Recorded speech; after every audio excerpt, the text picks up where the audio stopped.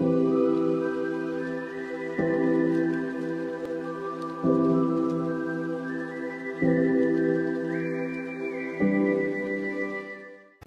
jina la Baba na la Mwana na Roho Mtakatifu. Na Bwana awe nanyi. Leo mama kanisa tunaadhimisha sherehe ya Pentekoste, ujio wa Roho Mtakatifu ya juu ya mitume, na tunaona baada ya siku 50 baada ya sherehe ya Pasaka, Roho Mtakatifu anawashukia mitume wa Yesu, wafuasi wake, na anawajaza nguvu zake, ndiposa waweze kuwa na ujasiri ya kutenda yale yote ambao angekusudia hakufanya. Ni Roho ambao anawaunganisha watu na Mungu, na ndiposa tunasema katika Mwanzo, Roho wa Bwana imeujaza ulimwengu, nayo inaviunganisha viumbe vyote, hujua maana ya kila sauti. Haleluya! Yesu Kristo wakati ambao alikuwa anaondoka, aliwaambia wanafunzi wake ya kwamba atawajaza Roho Mtakatifu, na tunaweza sema huyu Roho Mtakatifu basi ni yule ambaye anawapatia maisha mapya na mwanzo mpya katika utume. Wanakuwa ni mwanzo wa kanisa ndani ya Roho Mtakatifu, na hivyo hivyo tunatakatifuzwa na yule Roho ambao amemiminwa katika maisha haya yetu, na ndiposa hivyo hivyo tunasema pendo la Mungu limekwisha kumiminwa katika mioyo yetu na Roho Mtakatifu tuliopewa sisi. Haleluya! Ni Roho anayetupatia karama tofauti, ni Roho ambaye anatupatia huduma tofauti, na yule Roho ambaye anatupatia utendaji tofauti. Haya yote yakifanyika ndani ya Roho huyo huyo mmoja, na hivyo hivyo tunapatiwa Roho wa kumtangaza Yesu Kristo, Roho wa kutakatifuzwa katika maisha yetu, na Roho wa ujasiri, Roho anayetuongoza na kutuimarisha. Basi tunaposherehekea sherehe ya leo, basi ni kuweza kukumbuka yule Roho tuliyempokea katika sakramenti ya kipaimara, yule alitujaza ndani ya maisha yetu, na hivyo tukamjua huyu Yesu ambaye tunawafuasa kila mara, tukajua Mungu Baba yetu, na tukaunganika naye katika Utatu Mtakatifu, na ndiposa huyu Roho tunamkiri katika kanuni ya imani tunaposema kwamba nasadiki kwa Roho Mtakatifu, Bwana mleta uzima, atokaye kwa Baba na Mwana, anayeabudiwa na kutukuzwa pamoja na Baba na Mwana, aliyenena kwa vinywa vya manabii. Huyu ni yule nafsi ya tatu ya Utatu Mtakatifu ambaye alikuweko tangu mwanzo, na kupitia kwa huyu Roho Mtakatifu tunaumbwa upya, tunakuwa viumbe vipya ndani ya Kristo. Na tukiangalia katika somo letu la kwanza, yanatoka katika Matendo ya Mitume sura ya 2 aya ya kwanza hadi 11. Tunaona wafuasi hawa Yesu walikuwa wote kwa pamoja, na katika chumba hiki wote wakasikia uvumi wa upepo. Tunaambiwa kwamba kulikuwa na upepo wa nguvu na ndimi za moto zikaweza kuwajia kila mmoja juu ya kichwa chake, na hivyo wakajazwa ujasiri wa kuweza kutoka nje ili waweze kumtangaza Kristo, waweze kuwa mashahidi wa yale yote ambao Yesu alikusudia kuyafanya. Mwanzoni aliwaambia kwamba wasitoke Yerusalemu, lakini wasubirie mpaka wapokee huyu Roho Mtakatifu. Na tunaona baada ya kupokea huyu Roho Mtakatifu waliweza kufanya mengi, na hata watu waliweza kuwapeana ushuhuda. Ndiposa tunaona katika Wakorintho wa kwanza sura ya 12 tunasema, hapo mwanzo wa kanisa huyu Roho Mtakatifu aliwafundisha mataifa yote kumjua Mungu, akawaunganisha wote watu wa lugha mbalimbali katika muungano wa imani moja. Kwa hivyo Roho Mtakatifu anakuja, anajaza hawa mitume wakati ule, na anakuja ndani ya mioyo yetu, anatujaza ujasiri wake, na sisi tunakuwa tofauti, viumbe ambao wanatembea ndani ya mwanga wa Kristo, viumbe ambao wana ujasiri wa kuweza kuwa mashahidi, viumbe ambavyo sisi tunajaliwa kuweza kumjua Mungu, kumpenda na kutumikia kila mara. Hebu tujiulize, tangu mwanzo, baada ya kumjua Yesu Kristo, baada ya ubatizo wetu, kukiri imani ya kwamba Baba ni Mungu wetu, ni Baba yetu, kweli huyo Roho tunakaa na yeye ama tumeshindwa? Tumepata ujasiri wa kusimama kidete katika imani yetu ama tumeshindwa? Tumeshindwa kujitetea katika mahandili ama kuna ujasiri wa kusimama imara na kuweza kutenda yaliyo mema? Kwa hivyo na sisi pia katika hali moja ama nyingine tumepokea huyu Roho katika maisha yetu. Tumeambiwa kwamba saa hizi tuko na nguvu za kutoka nje kumhubiri Yesu Kristo, za kukemea mapepo, wa kuweza kuwa watu wema, wa kuweza kuwa mabalozi wa ujumbe wa Yesu Kristo, nguvu za kuweza kumhubiri Yesu Kristo katika tabia zetu za kila mara. Hiyo kazi tunaiweza ama tunashindwa? Na wakati ambao walishukia hawa mitume, tunakumbushwa kwamba wote waliongea lugha moja, watu wa mataifa tofauti wakawaelewa hawa. Hii ni lugha ya upendo. Upendo unatuunganisha wote kwa pamoja. Lugha ya upendo wa kutendeana mema, ya kutakiana mema, ya kuona mtu mwingine kama ndugu yako, kama dadako, kama mtu ambaye ameumbwa katika sura na mfano wa Mungu. Je, tumeunganishwa na huu upendo ama umetushinda? Lugha gani ambayo unaipeleka kule nje wakati ambao unakutana na watu? Ni sauti gani inatoka kwako wakati ambao unaongoza watu katika kazi yako kama kiongozi? Ni kitu gani ama ni sauti gani ambao watu wanaisikia kutoka kwa doa yako? Ni labda ni ya kuunganisha ama ni vita ama ni vitina? Ni sauti gani watu wanasikia katika watoto wako? Ni sauti gani watu wanasikia katika maisha yako? Kwa yale yote ambayo yanatoka kwetu, labda inaweza kuwa nzuri ama mabaya, ya kuunganisha ama ya kutenganisha, lakini wale ambao walijazwa na Roho Mtakatifu walipokea lugha moja na wakaweza kumtangaza huyu Yesu Kristo, lugha ya upendo. Tuongozwe ni lugha ya upendo ambayo inatuunganisha wote kwa pamoja kama familia ya Mungu. Na somo letu la pili linatoka katika waraka wa kwanza wa Mtume Paulo kwa Wakorintho, sura ya 12 aya 3 hadi 7, 12 hadi 13, na anatukumbusha kwamba Roho Mtakatifu ni msingi wa karama na huduma mbalimbali katika kanisa.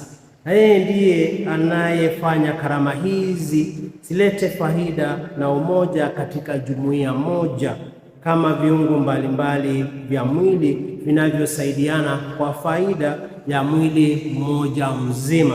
Kwa hivyo na sisi pia tunapatiwa Roho Mtakatifu ndiposa tuweze kuunganika ndani ya Kristo, na hivyo ndio tunaambiwa kwamba ingawa sote tu tofauti, basi kuna tofauti za karama, lakini Roho ni huyo huyo moja, na tena kuna tofauti za huduma, lakini Bwana ni yule yule. Kisha pana tofauti za kutenda kazi, bali Mungu ni yule yule anayetenda kazi hizi zote kwa pamoja. Kwa hivyo na sisi pia katika maisha yetu ndani ya Roho Mtakatifu tunajaliwa karama tofauti, na ndiposa tunasema tunahisi karama 7 za Roho Mtakatifu. Kuna hekima, kuna akili, kuna ushauri, kuna nguvu, kuna elimu, kuna ibada na uchaji wa Mungu. Hizi 7 zinatupatia uwezo wa kuweza kuona tunda 9 za Roho Mtakatifu. Wote tu tofauti, huyu Roho anatuongoza tofauti, lakini kwa faida moja, huweza kufanya yote kwa nguvu za huyu Roho Mtakatifu. Na hizi tunda 7 ambazo kila mara tunasema kwamba sio vizuri kupata tunda moja alafu useme ya kwamba zingine hazina faida. Zote kwa pamoja zinaunganishwa pamoja, zinaitwa tunda la Roho Mtakatifu, sio matunda ya Roho Mtakatifu. Na tunasema kuna upendo, kuna furaha, kuna amani, kuna uvumilivu, kuna utu wema, kuna fadhila, kuna ufadhili, kuna upole, halafu kuna kiasi. Hizi 9 tunda za Roho Mtakatifu ni tabia zetu zile ambazo baada ya kuunganishwa na Roho Mtakatifu tunakuwa kama kiumbe kipya, na ndio sababu tunasema kwamba huwezi kusema uko na upendo na hauna kiasi. Hauwezi kusema kwamba uko na amani na hauna utu wema. Hizi zote zinatuunganisha ili tunakuwa katika tabia. Hizi tunda za Roho Mtakatifu ni tabia zile ambazo zinakuja ndani mwetu baada ya kumpokea huyu Roho Mtakatifu. Hebu jiulize, wewe uko na karama gani katika maisha yako? Karama ya kuongea vibaya, karama ya kuharibu ndoa za watu, karama za kuweza kuonea watu wale wengine, karama za kutenganisha, karama za kuweza kuleta uozo. Karama hizo sio karama. Hizo tunaweza sema kwamba ni yule ibilisi ambaye anaingia ndani ya roho yako, alafu unamuita Roho Mtakatifu. Roho ni yule ambaye anatupatia nguvu zake za kuweza kuwa wema, za kuweza kutenda yote ndani yake. Zote kwa pamoja basi, ndugu zangu, Roho ametujalia, amekuja ndani ya roho zetu ndio tuweze kuwa na karama tofauti, na hivyo tuweze kufanya huduma tofauti, tuweze kutenda kazi tofauti, lakini tumeunganika na roho moja. Je, watu wanasema kwamba wewe ni kitu gani ambacho unakifanya ndani ya Roho Mtakatifu? Ni sifa gani ambazo watu wanaweza sema kwamba kweli wewe uko na roho ndani ya moyo wako? Na ndiposa tunaambiwa kwamba katika kiitikio, Zaburi anatuambia kwamba waipeleka roho yako Bwana, nawe unafanya upya uso wa nchi. Na sisi wote kwa sababu tumejaliwa roho, zile karama ambazo tuko nazo ni za kujenga ufalme wa Mungu katika maisha yetu. Unajengwa ufalme mpya katika familia zetu, katika kazi zetu, katika mazingira yetu, lakini tukiongozwa na huyu Roho Mtakatifu. Na injili yetu ya leo inatoka mwinjili Yohane sura 20 aya 19 hadi 23, na tunaona huyu Roho Mtakatifu anatupatia zawadi mbili. Zawadi moja anatupatia amani, na ya pili kusamehewa kwa dhambi zetu. Roho Mtakatifu analeta amani, na ndiposa Kristo anatuambia kwamba akiwa ndani mwetu nasi tukiwa ndani yake hakuna kitu kitatuongopesha. Ujiulize, kwa kweli wewe uko na amani katika maisha yako? Kuna wengi ambao hata hawezi kulala kwa sababu hawana amani katika mioyo, hawana amani katika ndoa, hawana amani katika kazi, hawana amani ya mawazo, hawana amani ya sala, kwa sababu kuna kitu ambacho kinawasumbua. Ni kitu gani kinakusumbua katika maisha yako? Ni kitu gani ambacho kinakupatia hofu katika maisha yako? Mashaka yako kwa sababu ya yale mengi ambayo tunayapitia, lakini Roho anatutuliza. Tunaona kwamba tuna matumaini ya maisha mapya kesho. Uko na matumaini ya ndoa kujengwa, uko na matumaini ya kupata pesa, uko na matumaini ya kukua katika imani, uko na matumaini ya kukua na kuwa na watoto. Kwa Roho huyo ndiyo ambaye anakuja ndani mwetu, alafu anaondoa hofu zote, anaondoa mashaka yote, na anapatia utulivu wa ndani. Na hivyo Roho huyo ndiyo anatakatifuza kanisa katika ondoleo la dhambi. Wote tukiwa na madoa ya dhambi, huyu Roho ndio huyo ambaye ako na uwezo wa kuweza kutusafisha, kutujenga upya katika maisha yetu. Na ndipo tunasema kwamba ingawa kanisa limepatiwa nguvu za kuweza kusamea dhambi, tunasema si mapadri ambao wanafanya hivyo, ni yule Roho na yule Mungu ambaye anaunganisha hawa na ile kazi ambayo alipatiwa mapadri, ndiposa kupitia kwao kanisa liweze kupata la utakatifu. Na hivyo katika Roho Mtakatifu ambao tulijaliwa, na kila mmoja wetu amejaliwa katika ombi la kuomba ndoa na kuomba ondoleo la dhambi, kila mmoja wetu anatakatifuzwa na yule Roho. Tunakuwa wana wa Mungu, tunaweza kumuita Haba ama Baba. Ndiposa huyu Roho basi yu ndani yetu, kwa sababu mioyo yetu ni hekalu la Roho Mtakatifu. Wakorintho wa kwanza sura ya 3 hadi 16 tunakumbushwa kwamba mioyo yetu ni hekalu la Roho Mtakatifu. Je, moyo wako uko namna gani? Unaweza kumruhusu Roho Mtakatifu akae ndani ya moyo wako, ama umeshindwa? Basi ndugu zangu, tunaambiwa kwamba kupokea Roho Mtakatifu hakumaanisha kwamba lazima tuongee kwa lugha ambazo watu hawaelewi. Haimaanishi kwamba kama kuna Roho Mtakatifu uanze kanisa.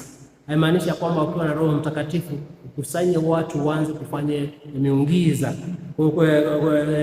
Kupokea Roho Mtakatifu haimaanishi kwamba uweze kuchanganya watu katika imani yao. Hapana. Haimaanishi kwamba uweze kuwa manabii wa uongo ambao tunapotosha imani ya watu wale wengine. Hiyo si ile kazi ambayo Roho Mtakatifu amekuja kufanya katika maisha yetu. Wote tunaunganishwa kwa pamoja ili Roho atuongoze katika hali iliyo nzuri.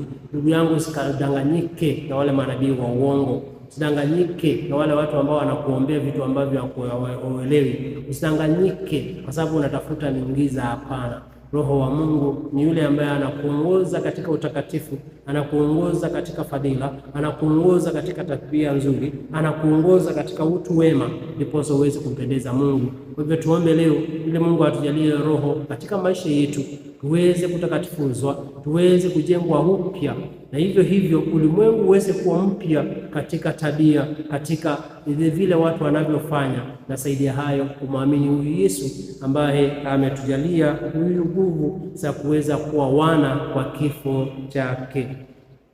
Tumsifu Yesu Kristo. Tuombe. Uje Roho Mtakatifu, uzienee nyoyo za waamini wako. Peleka Roho wako, itaumbwa upya na nchi itageuka. Tuombe. Mungu uliyefundisha nyoyo za waamini wako kwa kuwaletea mwanga wako na Roho Mtakatifu, tunakuomba utuongoze na huyo Roho tupate yaliyo mema na daima faraja zako. Na tuomba hayo kwa njia ya Kristo na Bwana wetu. Na Bwana awe nanyi, na wabariki Mungu Mwenyezi, Baba na Mwana na Roho Mtakatifu. Na watakia sherehe njema. Usisahau kusubscribe, kushare na kucomment, ndio wote kwa pamoja tuweze kuwa katika channel yetu ya Living Word Homilies. Barikiweni sana.